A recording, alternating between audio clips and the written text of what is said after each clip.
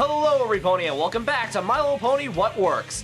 Today, since we don't have any episodes to review, I thought it'd be an intriguing experiment to tackle a fan work. And we're not talking fan art, fan fiction, fan-made music, or fan episodes. I'm going to talk about an abridged series. Which one? Well, the one the fans have claimed as the My Little Pony abridged series. Friendship is Witchcraft. However, I need to put a little disclaimer here before we continue. First, if you saw the ending teaser in my last review, or my 5-second video on the material in question, you will know this is not going to be a positive review. I'll be critiquing this abridged series very subjectively. Second, you all know my hatred for bridal gossip and how I consider it the worst episode of the entire run.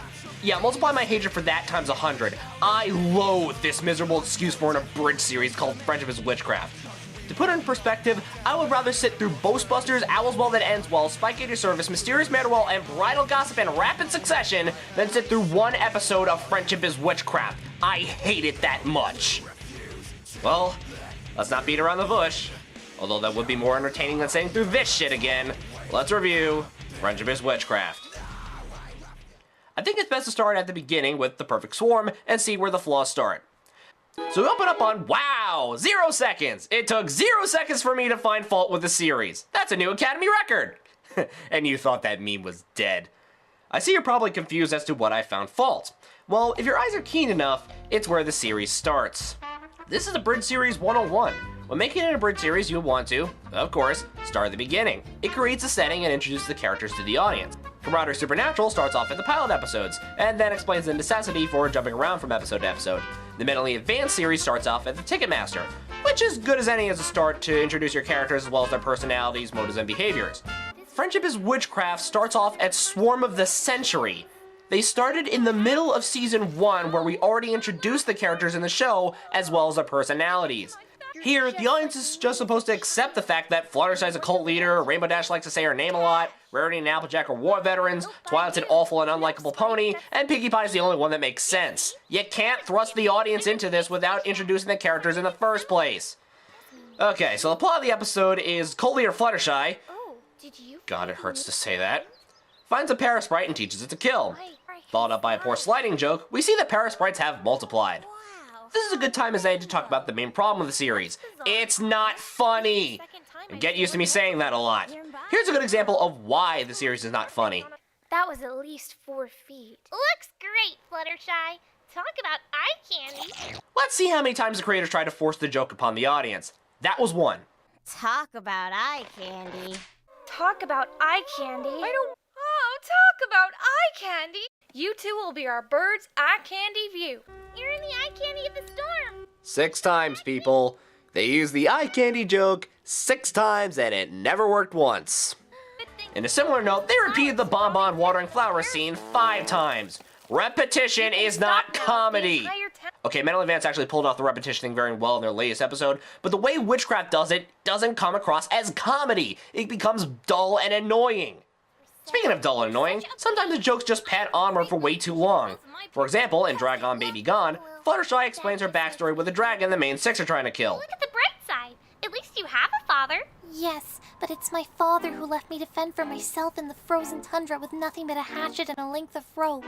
I would have died if a pack of wolves hadn't taken me in as one of their own. But I wasn't safe. The wolves were robots built by my father to lull me into a false sense of security. I awoke one morning to find that he had slaughtered them all and left a message in the snow reading, "I dare you to love again."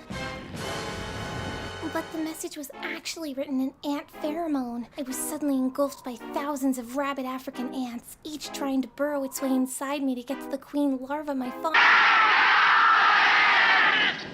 Other times the dialogue just tries too hard to stretch for a joke. We're here to climb the mountain. But it's so tall. Well, it is a tall thing. Did a 2nd grader just take over and start writing the script? Oh no, wait, that would be too generous. Did one of the writers from G3.5 take over and start writing the script? Because that actually wouldn't surprise me if it happened. And if the jokes don't work, expect to hear the annoying wah-wah music to complement every failed joke. Or better yet, expect to hear it on the end of jokes that do work as well. So I covered the repetition, the drawn-out jokes, the lazily written ones. What else am I missing? Oh, I know! How about really poor referential humor?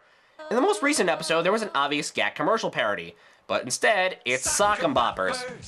And in all honesty, that would be funny if it was used in the right episode. The Gak meme was in the Crystal Empire, not a Candlelight Wedding. If they wanted to parody the commercials in a Candlelight Wedding, they could have done the Tori Spelling fake interviews. Sometimes the references are just insulting. In the episode entitled Cherry Bomb, they intentionally replaced Derpy Who's with a rain cloud, and the scene is still played straight. For those who didn't get the joke, you're not alone. What the geniuses at Friendship is Witchcraft just demonstrated to you is anti-humor! That is a wrongdoing by every stretch of the imagination for an abridged series! For those who don't know what I'm talking about, it's the equivalent of saying, "Why'd the chicken cross the road in Dragon Ball Z Abridged?" and no one gets blown up for telling the joke! Abridged series are intended to be a parody of the source material with good comedic timing. Unless the creators planned it to be an anti-humor series, don't play with your audience's expectations with the comedy! It's not ironic, it's moronic! Okay, let's move away from the comedy, or lack thereof, and move on to the technical side of things. A lot of people have gained a fondness to the technical prowess of Friendship is Witchcraft. I, of course, stand to find fault. For one, in Dragon Baby Gone, they mixed up Applejack and Rainbow Dash's elements. They didn't fix it. Poorly. In Untitled Cards for each pony, the wrong elements were crossed out and replaced with the correct elements not so conspicuously. And as a bonus, the lines were poorly redubbed. Unless this was intentional, rewrite your script or redo your lines. This only proves the creative team is lazy when it comes to post-production. Oh, here's another thing that bugs me. If the team is so tech-savvy when it comes to their production values, why do they consistently leave the credits in? And no, I'm not showing you the unabridged episodes. This is legit from Friendship is Witchcraft. The production credits are still in the episode they're abridging. You know how Mentally Advanced and Camaraderie Supernatural get around this problem? They avoid the scene altogether and start somewhere else. Well, actually, Mentally Advanced had this problem early on, but they avoid the situation afterwards. Here's an interesting question. What's the average length of an abridged episode? Usually around 10 to 15 minutes long, if not shorter. Lunar Slander was 19 minutes long. That is not an abridged episode, that is an abridged movie. I couldn't get clips from the episode in question because the file was too big. The clips I'm showing you now are from the Princess of the Night song.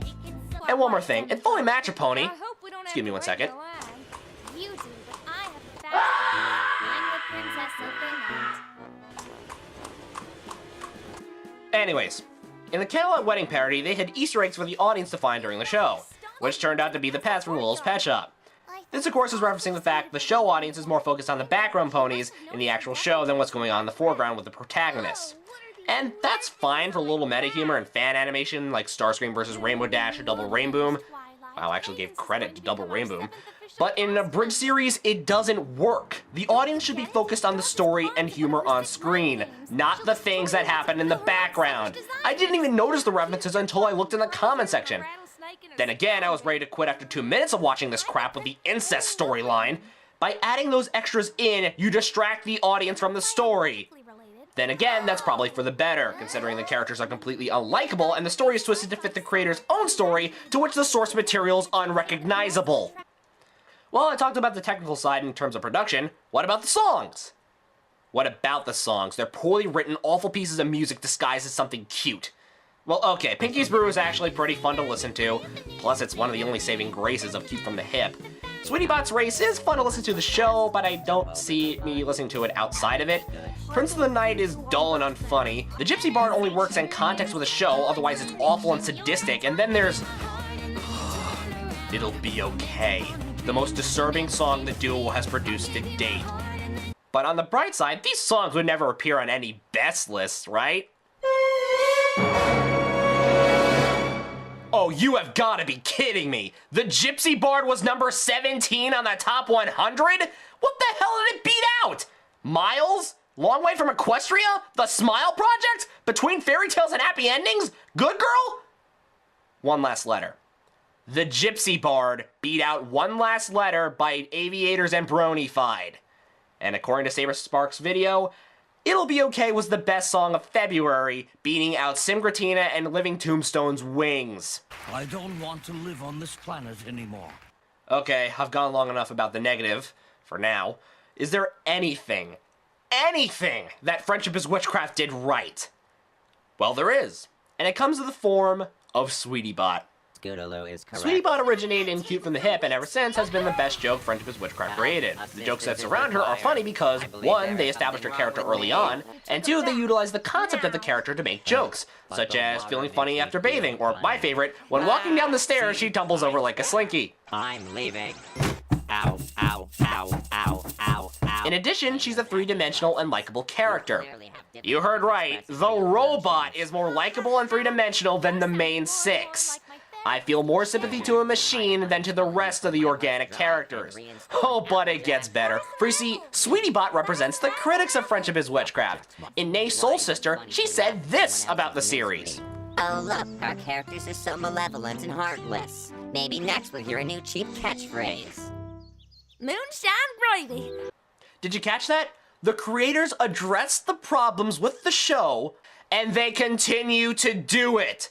It's almost like they don't enjoy negative feedback. So much to call their haters a bunch of robots who say the same things over and over again. Okay, they don't outright say it, but it's heavily implied. Okay, we're back on the negative for one final time. Now I get to talk about the story. Throughout the series, the characters were hinting at some cult-influencing event based around witchcraft. Pinky created a portal through time to save her parents, with its own revival counter. The girls praised Smooze, a giant purple blob that swallowed G1 hole in the My Little Pony movie in 1986. Oh, and did I mention there's a Lovecraftian horror spewing out of Town Hall? This is some serious shit. What the heck is it all gonna amount to? Nothing. Everything witchcraft related in this series amounts to nothing. Oh, and don't take my word for it. Take the co-creators' words for it. Play the audio. But I think so many people don't get that. They forgot. They forget that we aren't in control. And they're just sitting, scratching their heads going, oh, why the tentacle monster? What is this building towards, right? This must be a building story arc. Even though it's not really a story. No, there's no story. It's just kind of a series of little dominoes that happen to spill over from episode to episode. But Can we play that again? it's just kind of a series of little dominoes that happen to spill over from episode to episode. But One more time. it's just kind of a series of little dominoes that happen to spill over from episode to episode. But So, if we were to go by the words of Griffin Lewis, the title, the premise of the abridged series, Friendship is Witchcraft, is a complete lie. Everything the creators have done with the witchcraft angle, with the exception of Pinky's Brew and Sweetie Bot, was all for naught. As a result, the series comes across as unlikable alternate universe fanfiction that just so happened to be dubbed alongside the show animation and gives a giant middle finger to what abridged series stand for. Final thought before I go. There are good abridged series, there are standard ones, there are bizarrely entertaining ones, there unfortunately will be bad ones, and then there's Friendship is Witchcraft. I'm the voice of reason, and I wait the hate mail in the comment section. Watch as it works